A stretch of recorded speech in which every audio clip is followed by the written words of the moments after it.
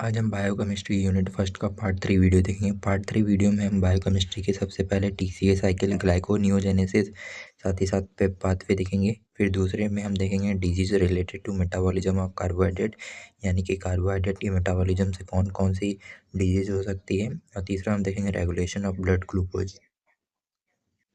TCA cycle में सबसे पहले हमारा पायरुवेट से जो होता है एसिटाइल को ए बनता है। ठीक है, एसिटाइल को ए जो होता है 2 कार्बन को होता है। फिर ये एक्यूटिनेज एंजाइम की हेल्प से आइसोसिट्रेट में कन्वर्ट हो जाता है। फिर आइसोसिट्रेट जो होता है वो NAD+ का यूज करके कन्वर्ट हो जाता है NADH में। आइसोसिट्रेट डिहाइड्रोजनेज की हेल्प से ये अल्फ़ा कीटोग्लूट्रेट में कन्वर्ट हो जाता है और कार्बन डाइऑक्साइड बाहर निकल जाता है। फिर अल्फ़ा कीटोग्लूट्रेट जो होता है वो अल्फ़ा कीटोग्लूट्रेट डिहाइड्रोजनेज की एंजाइम की हेल्प से सक्सिनाइल को एंजाइम ए में कन्वर्ट हो जाता है। फिर सक्सिनाइल को एंजाइम ए जो होता है सक्सिनाइल को एंजाइम ए सिंथेटेज की हेल्प से सक्सिनेट में कन्वर्ट हो जाता है। फिर सक्सिनेट जो होता है वो हमारा फ्यूमरेट में कन्वर्ट हो जाता है सक्सिनिक डिहाइड्रोजनेज की हेल्प से। फिर हमारा जो फ्यूमरेट होता है वो फ्यूमरेज एंजाइम की हेल्प से माल्टेट में कन्वर्ट हो जाता है। फिर जो हमारा माल्टेट होता है वो माल्टेट डिहाइड्रोजनेज एंजाइम की हेल्प से ऑक्जिलो एसीटेट में कन्वर्ट हो जाता है। फिर ऑक्जिलो एसीटेट जो होता है वो सिट्रेट सिंथेटेज की हेल्प से फिर से एसिटाइल को एंजाइम ए में कन्वर्ट हो जाता है। और इस थ्रू ये पूरी साइकिल जो है टीसीए साइकिल जो है चलती रहती है। ये हमारी अकर होती है माइटोकॉन्ड्रिया में।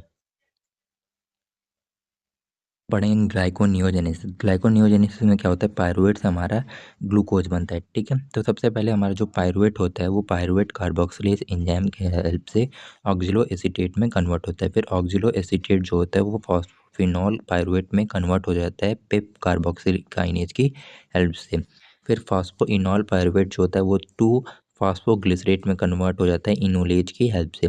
फिर 2 फॉस्फोग्लिसरेट जो होता है वो फॉस्फोग्लिसरेट म्यूटेज की हेल्प से जो होता है वो 3 फॉस्फोग्लिसरेट में कन्वर्ट हो जाता है।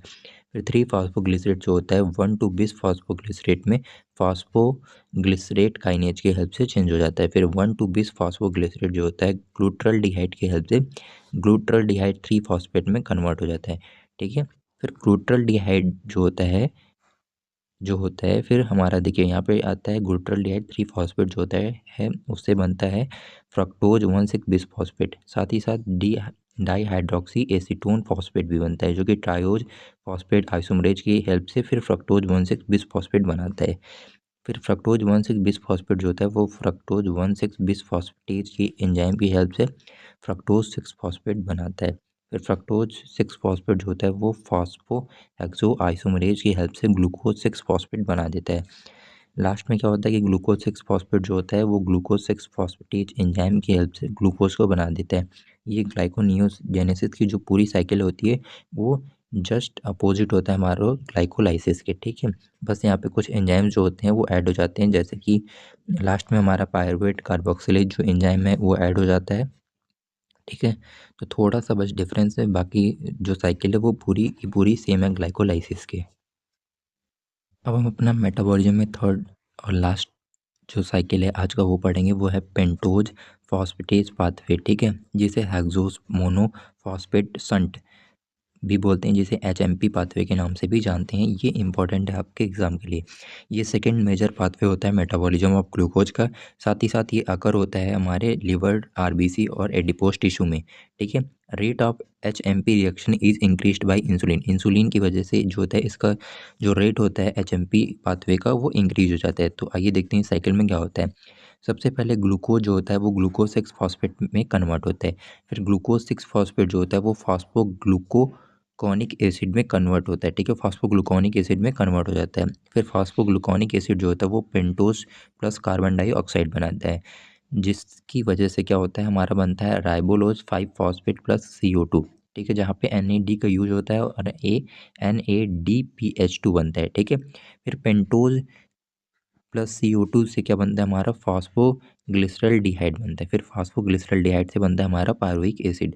और ये हमारा पूरा हो गया पाथवे पे पाथवे या HMP पाथवे, इसी को पूरा बोलते हैं। यही हमारी पूरी साइकिल हो गई। ठीक है, अब हम अपना नेक्स्ट टॉपिक जो था disease related to metabolism of carbohydrate वो देखेंगे, जिसमें सबसे पहली जो डिजीज़ होती है मेटाबॉलिज्म ऑफ कार्बोहाइड्रेट की डिस्टर्बेंस की वजह से वो होता है हमारा गैलेक्टोसीमिया, जो कि एक जेनेटिक डिसऑर्डर होता है। और ये कब ऐसे होता है, excess of galactose in blood, blood में गैलेक्टोज ज़्यादा होने की वजह से ये होता है। ठीक है, आप जैसा कि देख सकते हैं, galactosemia is a genetic disorder resulting when the ability of metabolism galactose sugar is hampered. The literal meaning of term galactosemia is excess of galactose in blood.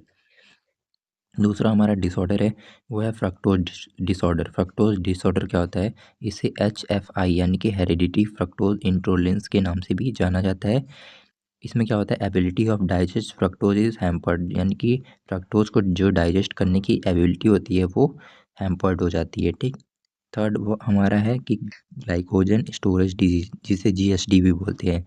एक रेयर मेटाबॉलिक डिसऑर्डर होता है जिसमें ग्लाइकोजन जो store और breakdown जो होता है नहीं हो पाता है। चौथा हमारा डिजीज़ है glucose 6 phosphate dehydrogenase G6P deficiency. ठीक है। ये क्या है? एक्स लिंक्ड जेनेटिक डिसऑर्डर है। मोस्टली ये मिल्स में होती है और ये हमारा अफेक्ट करता है RBCs को। अब हम देखेंगे regulation of blood glucose. Blood glucose में अगर हमारे ब्लड में, सबसे पहले ये फ्लो चार्ट की हेल्प से समझते हैं इसे। अगर हमारे ब्लड में ग्लूकोज का लेवल ज़्यादा हो गया तो सबसे पहले हमारा जो पैंक्रियाज की बीटा सेल होती हैं वो रिलीज करेंगी इंसुलिन को। अब इंसुलिन क्या करेगा? फैट सेल्स को बनाएगा जो कि ये ले लेंगे ग्लूकोज को हमारे ब्लड से। ठीक है। टेक कर लेंगे, fat cell take glucose from blood. ठीक है। जिसकी वजह से क्या होगा? हमारा अचीव हो जाएगा नॉर्मल ब्लड ग्लूकोज लेवल। ठीक है। अब इसका अपोजिट देखते हैं। अगर हमारे ब्लड में लो ब्लड ग्लूकोज हो गया, यानी कि ग्लूकोज का लेवल कम हो गया, तो हमारे जो पैंक्रियाज होगा वो क्या रिलीज करेगा? उसकी जो अल्फा सेल है वो क्या रिलीज करेंगी? ग्लूकेगॉन को रिलीज करेंगी। ठीक है। अब ये ग्लूकेगॉन कहाँ जाएगा? हमारे लीवर में। लीवर में जाके ये क्या करेगा? ग्लूकोज को रिलीज करवाएगा ब्लड में। ठीक है। जिसकी वजह से हमारा normal blood glucose level maintain हो जाएगा। ये हमारा हो गया रेगुलेशन ऑफ ब्लड ग्लूकोज।